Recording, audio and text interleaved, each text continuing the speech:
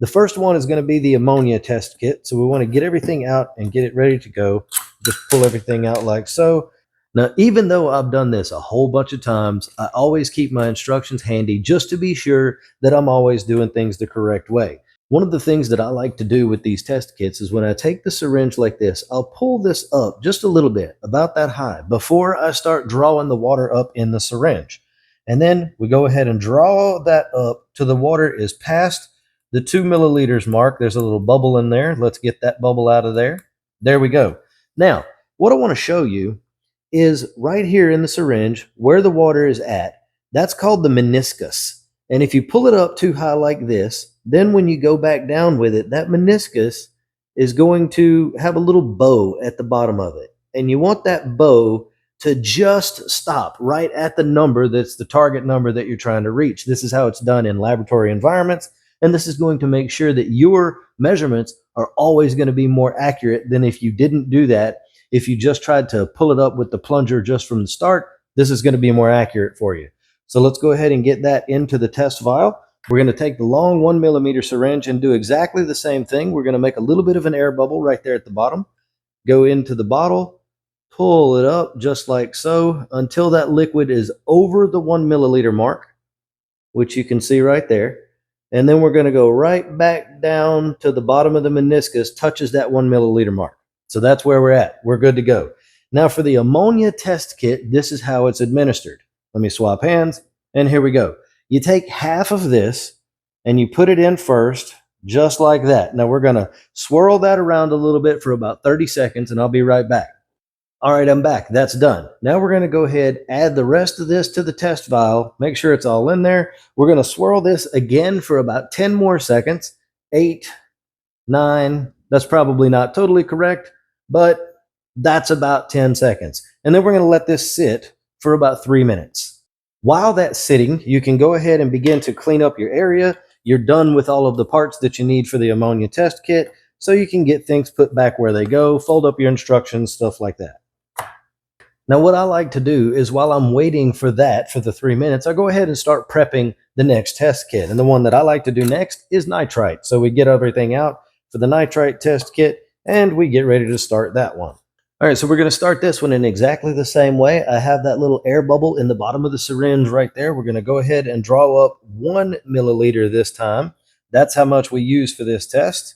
And if I bring this over here, we're going to do exactly the same thing that we did before, getting that down, letting that meniscus get right to that line, just like that. And we can go ahead and put that in the test vial, dry this off, and stick it back in the test caddy. So with the nitrite test kit, all you have to do is add this powder to the water, and they provide you this little spoon to go with it. So we're going to grab enough of that material out to just fill up the top of the spoon, and I'm going to show you this. So this is pretty much what it should look like. It should be just right there to the top of the spoon, level across the top, not bulging out or anything like that. Grab it, dump it in, tap it off like that, and you're good to go. Now we're going to swirl this around for about 20 seconds. Now at this point, it's been about 3 minutes on the ammonia. So as soon as we're done swirling this around, we're going to put this down. We're going to check that ammonia test and see what it looks like. Okay, so we're done swirling on this. We're going to put it down on the test kit. We're going to pick the ammonia up, give it a little bit of a shake, and then we're going to take our measurement. Now the way that you do this is you place this against this card on the side, just like that. If I put this up here up close, you can see pretty clearly that that liquid in there is white, and that is showing that my tank has 0 ammonia. If yours is slightly colored like this, you might have ammonia showing up in your tank for some reason, or if you're in the nitrogen cycle, that is to be expected. But for me and my tank, 0 is good because this tank has been cycled for quite a long time. Same thing like before, the nitrite test has to sit for 3 minutes, so we can go ahead and start cleaning things up from the nitrite test kit. Go ahead and grab the next one that I want to do, which is nitrates. So we're ready to do the nitrate test kit. I've already got the bubble in the syringe. We're going to draw that 1 milliliter up. I'm going to check it and make sure that that meniscus goes right down to that 1 milliliter line, but no further. There we go. We're going to put this in the vial, ready to go. Grab the nitrate number 1, the little bottle. We're going to give it a little bit of a shake, not too much, but just a little bit. and it's going to get 4 drops of this. Now, I want to show you how I do this because I think this is a place where some people could have a testing error. So I rest my hand on the other hand, turn the bottle upside down, and you want to squeeze it, but you don't want to squeeze it too hard. Let that drop form and then fall off by gravity. So that was 1, 2, 3, and 4. You don't want to force those drops to fall. By allowing gravity to do it, you're going to make sure that every drop that you have every time is pretty close to exactly the same. This is going to ensure a little bit of accuracy in your test, and it's one of the things that I like to do. So once you've done that, we're going to give it just a little bit of a swirl to mix it up, not a whole lot. Now, the nitrite powder is a little bit different. I tend to shake it up before I get started, and then I pack it a little bit in my hand like that. We'll get that packed in there, open that up. Now, you got to take the spoon, and when you're doing this, this one is the aggravating one. So you want to take the spoon, you have to smash it against the side of the container, right? You want to pack that powder down into that spoon. Once you've done that, rake it off against the side of the container a little bit. Get as much of it off as you can, but it should kind of be stuck on the spoon like that. And then what I do is I'm very carefully flip the spoon over and drag it against the top of the container. Now, if you've done it properly, it'll come out like this with this little packed in half bowl of stuff right in the spoon. And that's what we're looking for. If this falls out, it wasn't packed tightly enough, and your test isn't going to be correct. So once we have that, we take this, we drop that in there. Sometimes, there we go. It's a little difficult to get in there if it's packed into the spoon correctly. And we have that in. Now we're going to swirl this. Do not shake it too hard. You want to just roll it kind of like this. Roll that around for 30 seconds, and then we're going to let it sit for 3 minutes. Now at this point, the nitrite test kit is ready to be read. So as soon as I'm done rolling this around, we're going to check that one. So when you're checking the nitrite test kit, you want to take your vial, swirl it just a little bit, and put it on the color card just like that, right next to where you want it, whatever color you're trying to compare it to, and look straight down on it from the top. Now, this is the difficult part for a lot of people because you need ambient lighting to do this. You don't want a hard shadow or anything like that on it. So I can tell you from looking at my test kit, I don't know if you can see it, if I get it in the camera in there, there's absolutely no color to that liquid at all. That liquid is perfectly clear, and looking down from the top, I would agree. Now, sometimes what I have to do, depending on where I am in my house when I test, is I'll have to put my hand around it and kind of cup it and put it close to my body and use my body to create a shadow to look down in through this and see if there's any color. If it's so close and you can't really tell, you can take this and look at it from the side with the card behind it like this. If you see a little hint of pink, you might have some nitrites in your system. Most of the time, after the nitrogen cycle, this is going to be 0. All right, while we wait for the nitrates to finish, let's go ahead and get the pH test kit done. And it has a little bit of a bigger syringe like this one you see here because we're going to be using 5 milliliters of water for this test kit. I have the bubble in. We're going to go ahead and draw up past 5 milliliters. And then we're going to get that meniscus right down on top of that 5 milliliter line. You could probably see it a little bit better in this example. So if I put this right up here, there you go. You can just see how that bottom of that bubble is touching that line. It might be a little off for you, but that's probably a better example than the other ones. So we're going to go ahead and get this in the vial. This is probably the easiest of these test kits because literally you get the water in there, you give the bottle a little bit of a shake, and we're going to put 6 drops of this in the water.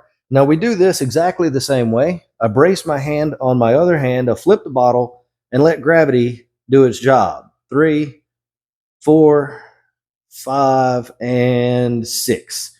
Now you want to catch it before it gives that one last drop. Clean off the top of your pH dropping bottle because sometimes it likes to run. The liquid in this bottle is extremely viscous, so it tends to run away. Now automatically we're going to go ahead and swirl this for 10 seconds. Don't really shake the crap out of it, but swirl it just a little bit. 4, 5, 6, 7, 8, 9, and 10. And now immediately right now we can go ahead and place this against the color chart and see if we can see what color we're thinking. Now this one is kind of falling in between colors a little bit, but I can tell over here from my end, because of where the light is, this is going to fall down to about 8.15. That's not where I want it to be, but that is a perfectly acceptable pH. So if yours is falling into that area, you don't have to worry about changing it. I want maximum coral growth out of this tank because I'm trying to grow it fast. So I'm going to be targeting 8.3. But that is how you read the pH test kit. This one's all done. And now at this point, the nitrate test kit is done as well. So we can come over here, give this a little bit of a shake, put it on the card just like the one before. You want to make sure that you're not putting it over the color like this. It needs to be on the white surface of the card. And I can tell you from looking at this one that it looks to be about 5 parts per million. You can see that pink coloration in there. It's not coming through on the card just quite well. There we go. So it's looking like about 5 parts per million. Now, here's a tip for something that I do. When I'm having trouble discerning the colors that's going on in these color cards, and some people do have that trouble, what I tend to do is look down at this, but I unfocus my eyes. So I'm not looking at the detail of what's going on the card. I just sort of unfocus my eyes and I kind of look at the hue of the color, if that makes a little sense. I kind of look past it a little bit down at the floor, and that'll allow me to match the colors up a little bit better sometimes. It just works for me, and it's really hard to explain, but maybe if you don't focus directly on it and you just let your eyes go a little bit blurry, you might be able to see the colors a little bit better. It works for me. So nitrates, we're looking at about 5. Now at this point, I want to go ahead and put the pH instructions up and make a couple of notes so we don't forget. Ammonia was 0, nitrites were 0, nitrates are at 5, pH is at 8.15. And now we're going to move on right into phosphate, calcium, alkalinity, and magnesium, and this is where the fun starts. Okay, so the phosphate test kit is ready to go. I'm going to go ahead and get my 10 milliliters of tank water into the large syringe that they send along with the kit, making sure that meniscus is right down on that line where it needs to be. There we go. And get it in the vial. No big deal. Good to go. Put that away. Grab the PO4-1 bottle. Give it a few little shakes, just like this. And just like the other tests, we're going to go ahead and use gravity to give ourselves 4 drops. So here we go. And not too hard, but just enough. 1, 2, 3, 4. There we go. So using gravity, it's going to help us out, get a little bit more of an accurate measurement. Shake the bottle of the powder, the PO4-2. Shake that a little bit. Now you want to swirl this around for about 10 seconds just to make sure that that got mixed up. And after that, we're going to go ahead and go in the bottle with the spoon. I should stir it around just a bit. And I kind of do pack this one against the side. It doesn't say that you have to, but it just helps out a little bit. Now these are much bigger granules. So if we get this up here close to the camera, you can see what's going on. It's a little bit harder to get these perfectly across the top of the spoon. But if you can touch it with your finger, you can kind of pack it down a little bit. And that looks pretty level to me. So we're going to go ahead and put this in the vial. It just drops right in. And we got to give it a good swirl for about 30 seconds. Now, when you start swirling this one, you'll see the stuff starts stirring up in there. You want to make sure that you swirl it around until all that has been dissolved. That's the key component in this test, is to make sure that all of those little granules are dissolved. 29 and 30. Now on this one, we don't have to wait the 3 minutes, and we do read this from the top down just like the others. So as soon as you're done swirling, go ahead and put it on that white section of the card, just like the other ones, right over there on the side. And we're going to go ahead and read this from the top down. And I can tell you from looking at my test kits, flip it back and forth, it's going to be hard for you to see, but you can see that blue kind of hue, blue coloration to that water. Looking from the top down, it's about 0.03 for me, which is perfect for where I want to be according to my nitrate levels. I would actually like it to be a little bit lower, but this video is not about balancing your levels. It's just about doing the test kits. So I'm pleased with this. Now, calcium, magnesium, and alkalinity are all done a little bit differently. On the inside of the instructions, there's this little chart that we're going to have to go by. Some of the other test kits have you count drops and things like that. I don't particularly like doing that because there's a lot of margin for error. But these ones from Salifert, they just have you mix it until the color changes. And I like that because you can be a lot more accurate with it if your mind gets bored really easy, like mine does. Now, it's important you use the correct vial. They do send a differently shaped vial with this one, and we're going to go ahead and double check our instructions to make sure we're doing it right. It's 2 milliliters of water to get started. So we got the bubble in the syringe. Mine's a little wet because I did a test run of this video already. So let's go ahead and get the 2 milliliters into the vial, just like that.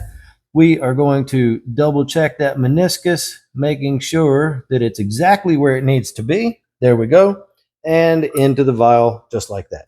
Now, step one for the calcium test kit is this powder, the CA1. You're going to stir this around just a little bit and just spoon out enough that you can make a nice, even little level spoon of this, just like that, right across the top. There's not a lot of space, and it's not bubbling out over the top, so this is good. We're going to put that in there, and we're just going to let this sit for now. Don't stir it at this point. So we get that in there, we put this away, make sure we don't spill it. Grab your CA2, which is the liquid part of this procedure. We're going to grab that. Make sure on this one that the syringe is different. You're not going to put any air in the beginning. Make sure that your syringe is all the way closed. Get it down in the bottle, and you want to make sure that that little pink tip that you see right down there stays under that liquid in the bottle. So hold everything together. I draw this up like this. You might have to do it a little bit differently, and that's fine. But you're going to draw this up all the way to the top until the bottom of that piston reaches the 1 milliliter mark. Be very careful here. You want to be accurate. So this is what this is going to look like. We'll go ahead and put that down and talk about this some more. Now, in this particular test kit, that air bubble is meant to be there. It is supposed to be there. You do not pull this liquid all the way up to the 1 milliliter mark. You stop that plunger on that mark, you leave that air bubble in here because that's how it's meant to be done. Now, at this point, we're ready to go with the first part of the test, and I'm going to come over here. We're going to add material to this thing just like that until this plunger gets to the 0.4 mark on the syringe, and we're going to stop there. Then we're going to shake this up, and it's going to turn pink, just like you saw. So now, from this point on, it is a drop-wise titration test. You cannot go quickly with this. It's 1 drop at a time, okay? So I'm going to try to do this and stay on camera at the same time. So what I do is I make 1 drop, and I stir it. And 1 drop, there we go, and stir it. And I'm going to speed this up for you so you can kind of see how it goes. But every time I drop, I stop for a minute and stir the mixture. And you're going to see what's going to happen in just a few minutes. This is going to start changing colors on us. So we're turning purple already. 1 more drop, and we're blue. And that's when we're going to stop, just like that. Now, if you go too fast, you can overshoot this number and you'll get an incorrect measurement on your test kit. But now that we've done this, now we can flip this syringe over, take this measurement, which on mine is looking like about 0.16 on the syringe. We're measuring right there where the top of the syringe meets, or the top of the plunger is on the syringe. We're going to take our chart, reference our chart, and we're going to look for 0.16.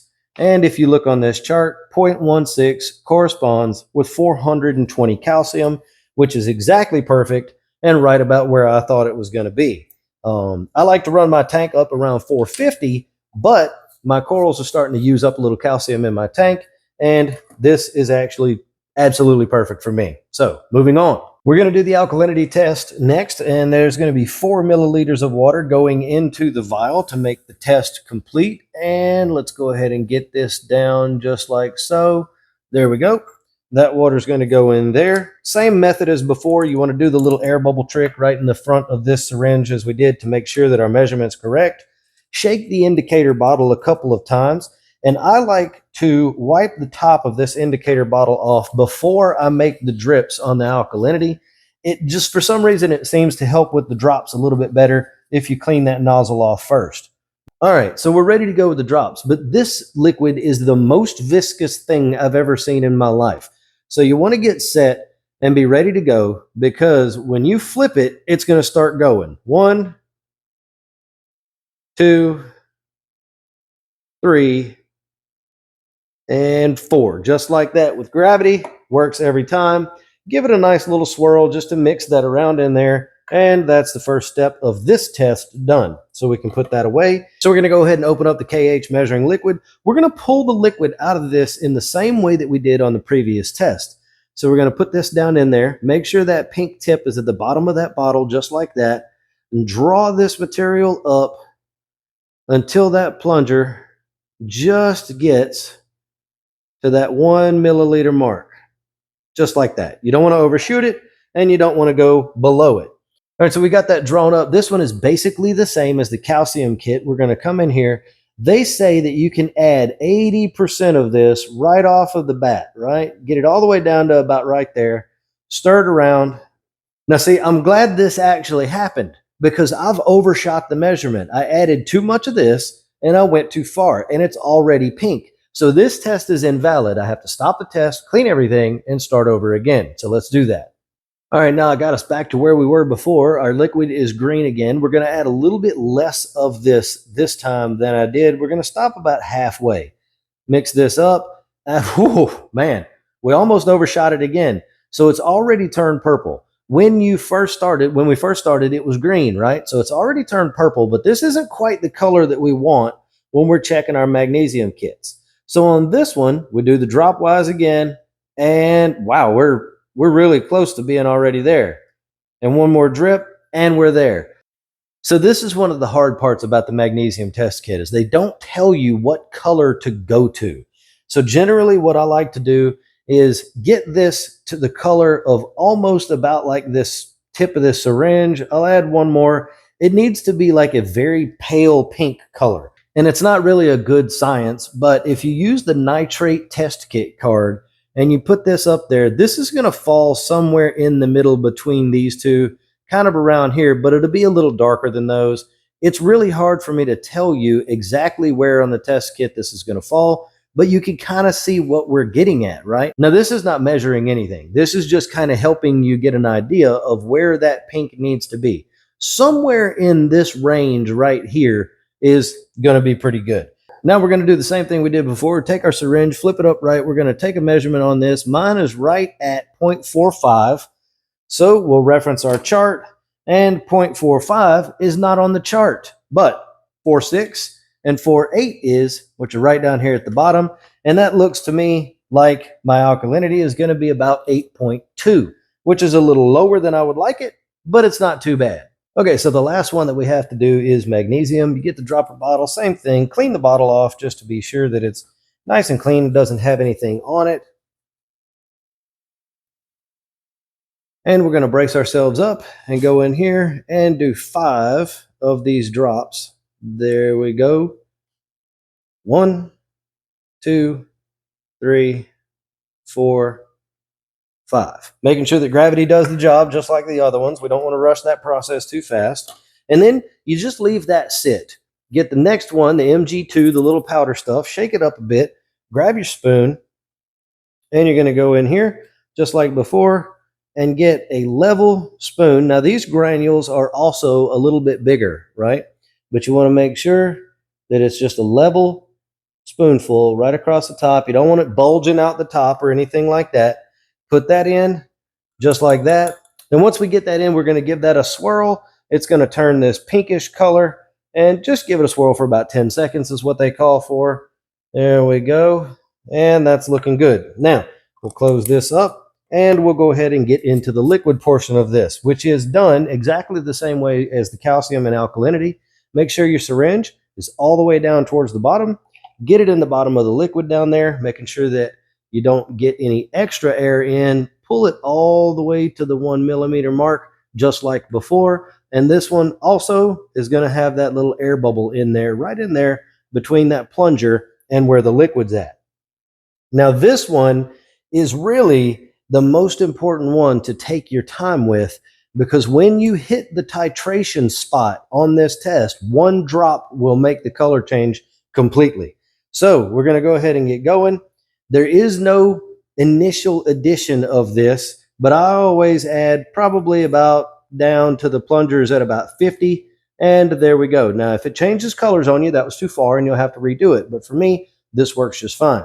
So now we're going to start going drop wise, one drippy drop at a time, and shake it, stir it while it's going. Now, when the color changes, it's going to change really rapidly. It doesn't take more than one drop to change the color once you get there. It'll change a little bit right before you get there. So we're just doing drops and stirring at the same time. All right. So we're still going here. It takes a little time, but this is the most important part. You want to go slow and you want to give it a couple of seconds. Now, if I get closer down to the bottom, I'll give it a little bit more time on the mix before I add the next drop. So here we go. We mix it in, we drop it in. Nothing's happening yet, but that's okay. Now it's starting to turn a little bit more purple. Yep, there goes the purple. You can see that. Now we add one more drop and we're blue, just like that. That one drop was all that it took to make sure it finally got there. Same thing here. We flip this up and read it. Mine is at about 0.15 right there on the syringe. You can see that. So we're at 0.15. Let's reference the chart in here. 0.15 isn't on there, so we split 16 and 18, and it looks like I'm at about 1240, 1250 on my magnesium, which is pretty much perfect. It's a little lower than I want for this tank, but it's not a problem. Now, one thing I always do when I finish up with these after I get my measurement is put the extra that's left in this back in this liquid bottle. You're going to give yourself a couple of more tests out of them before you need to buy new tests. So now that we have that all finished up and you have a better understanding of how to perform these test kits, the only thing left for you to do is to get one of these awesome Anatomy of a Clownfish t-shirts. The link is in the description. And subscribe to the channel and then watch that video on screen right now. I think you'll find it very interesting.